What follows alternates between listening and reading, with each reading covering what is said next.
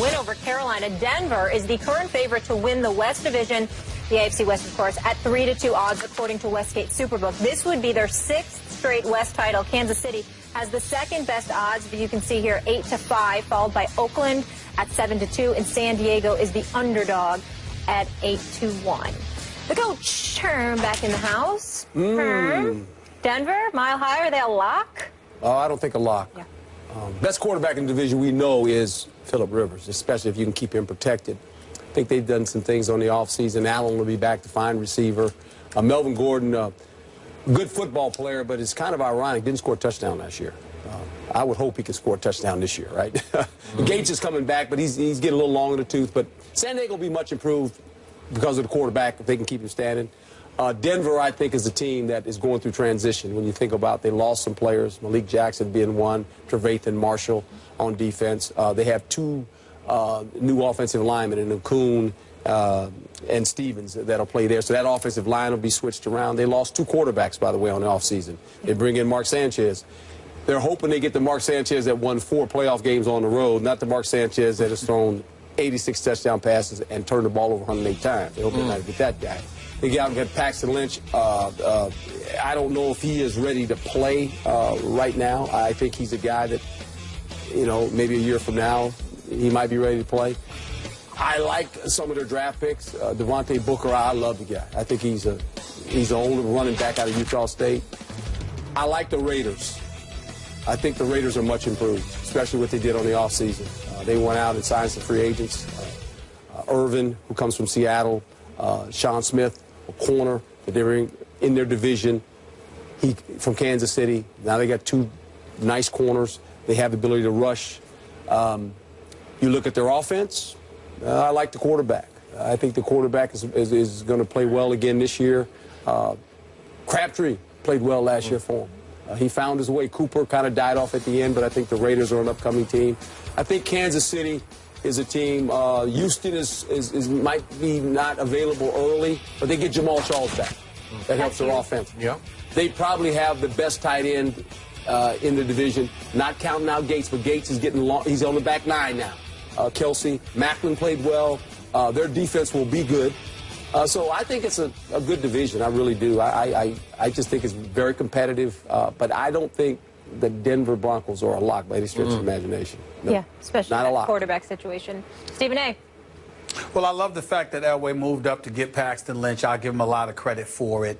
I also loved what San Diego did, shocking everybody by taking Joey Bosa, number 3 overall, and drafting an eventual replacement to Antonio Gates at the tight end spot with Hunter Henry. I still would have liked to have seen them invest more in offensive linemen because you got to keep Phillip Rivers upright, Coach. And I think that was something that needed to be a priority, and that's not necessarily the case. Right. What I love in the AFC West is Oakland. And the reason why I love Oakland is because they got this kid called Joseph, who's considered a heavy hitter, and it feeds into the mystique of the silver and black. We know what Khalil Mack represents and what he brings to the table. But if you've got somebody behind him that's a hit man per se, now you're feeding into the mystique of the silver and black, which is what made them so successful in years past. And that's what I really, really like. And I love this kid, Shalik Calhoun, out of Michigan State, because, Skip, he was somebody that jumped off my screen at times, you know, when I've watched him this year as well. So I look at it from the standpoint, obviously there's more that they could do offensively. You got Derek Carr, you got Amari Cooper, you're seeing some of the things that they're trying to do. I get all of that. But losing a Charles Woodson, getting a guy like Carl Joseph back there behind Khalil Mack and feeding into the mystique that is the Oakland Raiders. Plus, you're drafting a versatile defensive guy in Shalik Calhoun. I think you're feeding into that mystique. I think that matters because what you want to do if you're the Oakland Raiders, you want to know that when folks come into the stadium to play you, they know you're going to put some wood on them. I think those are the kind of thing that galvanizes Raider Nation, which ultimately inspires this young crop of guys for the Raiders, because one of the reasons they wanted to be a Raider is because they feed into this kind of stuff. So the more you feed into that imagery, particularly with Jack Del Rio as your coach, I think that helps the Raiders. And I think that out of all the teams in the AFC West, I would give the edge to Oakland in terms of what transpired on draft day. back to the Denver Broncos. They lost too many good players on defense to dominate this division anymore. They are going to fall back to earth on defense. Not great players, but good ones, and you listed a bunch of them. Now, I love what the Raiders continue to do, loading up that roster with nothing but talent and heavy-hitting talent. I love, too. a lot of speed. Stephen A. Murray's all right. Okay, but they're going to go as far as that young quarterback takes them. And he tailed off a little bit at the end of Derek Carr. He did. So I'm not sure about that. Now I'm back to Herm's opening comment in this segment. The best quarterback in the division is still in San Diego. Love him. And he's not too old. He's 34. You know, he's kind of a, he didn't have much of a year last year. They didn't have much of a year. 4-12. Yes. Couldn't protect him. They lost Eric Weddle. They couldn't protect him, but they added Brandon Meebane and Casey Hayward and Dwight Lowry, and I like them all. And Travis Benjamin on the other side is a deep threat. Yes. And Stephen A. brought it up. I love Joey Bosa. I wanted my Cowboys to take him early on. Yes. And Hunter Henry, I watched a lot. He's an absolute stud. He's got some red flag concerns too, but it's okay. Well, he's got some, but you know what? He's tall and strong and he makes plays like crazy. He's a good player. And you put him with the aging Antonio, and you got Travis Benjamin flying upside, and you point out Keenan Allen's coming back, Stevie Johnson's coming back, Melvin Gordon's got breakaway speed. All of a sudden, you got firepower, man. I'm not counting out the San Diego Chargers to rise up and win this division next year. It'll be very competitive. San Diego always plays Denver good for some reason. They just have a knack of playing Denver good, and it's a shame because Phillip Rivers is in the back nine of his career, and you're watching a guy that has really been one of the top quarterbacks in the league. You want to get, I love to see him get back in the playoffs. You know, he's one of those guys that he makes you angry when you play him because he's that feisty guy. He's always saying, so I can remember, competing against him as a coach. I love competing against Phillip. I love the guy. I just loved him to death because he brought energy to the game. You know, generally a quarterback doesn't bring energy to the game. He brings energy because when you watch him on the sideline and you watch him in the game, he's getting after guys. He's getting after defensive guys. He's competing. And hopefully they can protect this guy because he is a really good quarterback. Did he talk trash to you on the sideline? No, he was good. We had a great relationship. We really do. He's one of the best. I love him. Did you ever talk trash at all on the sideline? Oh, me? As a coach? Yes. As a coach? Yes. No. Just a few. Just a few things, I would say. Just sometimes. It's just subtle. Here's a class Just act. subtle. Now, as a cornerback, Whole different story. Yeah, I got Whole different story. Yeah, to Drew Pearson or Tony Hill. Drew's my guy. Drew was my guy. Ahmad Rashad, I saw them all. Yeah, saw them all. Definitely a competitive division, though. This one's going to be fun. Herm, thank you so much. Thank you. Appreciate your time. All right, Coach. Good to see you, my friend. You look good without that tie on, He man. does. Yeah, I I like that look. He looks handsome. I like it. He looks, we call it suave. Yes, very suave. Rico suave.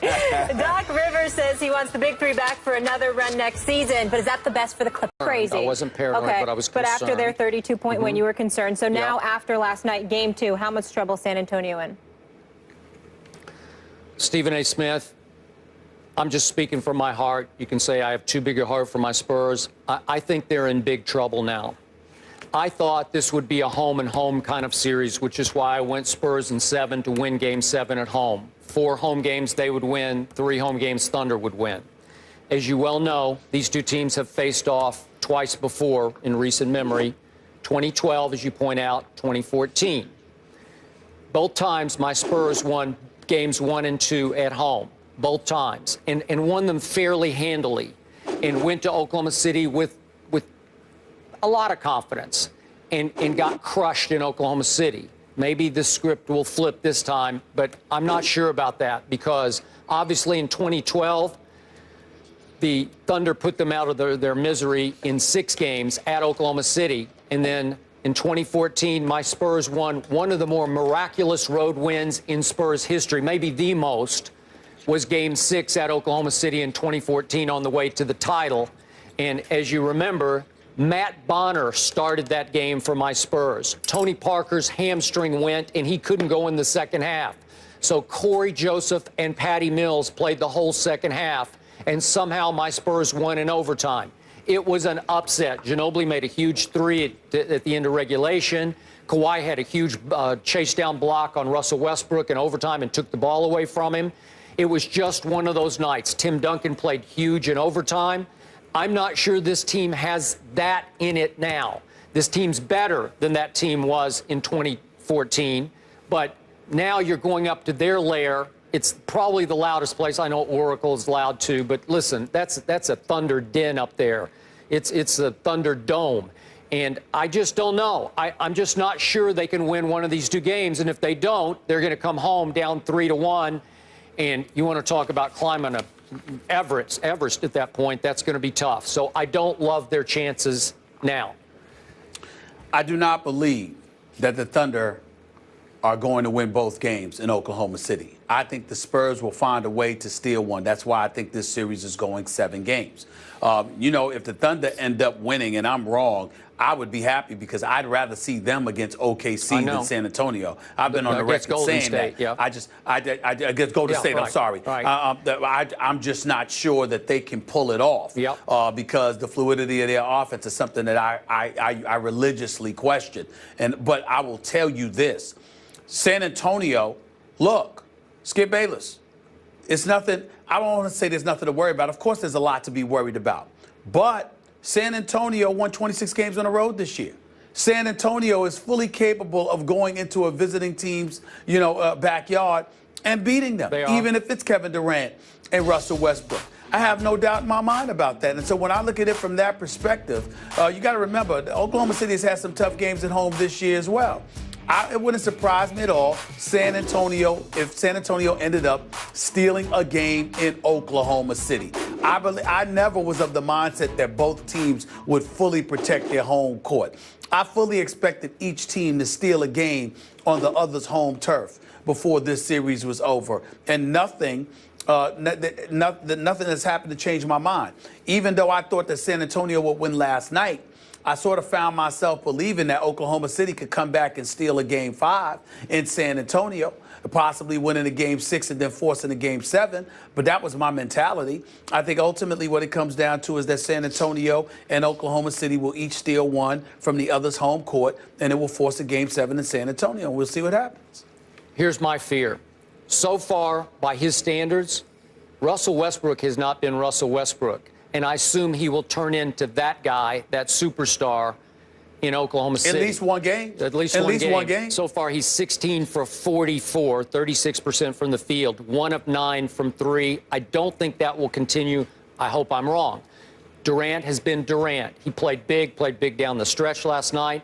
Ibaka's got a hot hand. He's made 5 out of 11 threes so far. Scares me.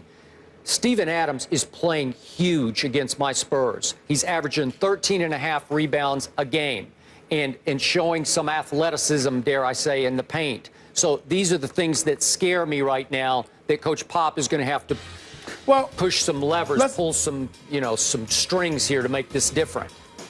Yeah, but talk to me about last night. I mean, the fact is, I don't even count Game 1. That was such an annihilation.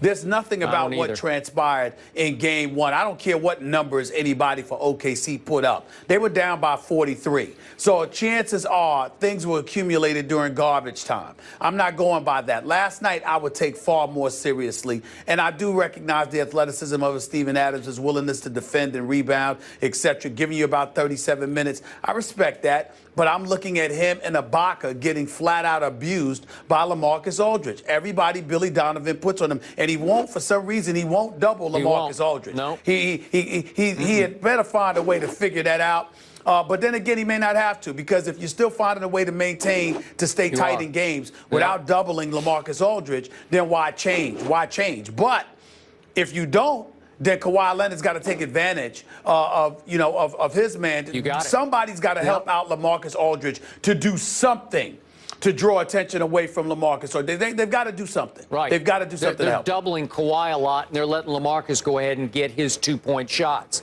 I don't know, but all I know that last night, just for the big picture perspective, early on, my Spurs were down 13. Early third quarter, down 11. Early fourth quarter, down 9. That was all Thunder last night. I'm sorry. They just looked like the superior team last night, even in San Antonio. Yeah. Okay. 1-1. 1-1. We shall see. It feels like it's 3-1, but that's just me. With you, because it's you, because you're emotional. That's what you go through. Yep. Game 3 Friday, 9:30 on ESPN. It'll be good.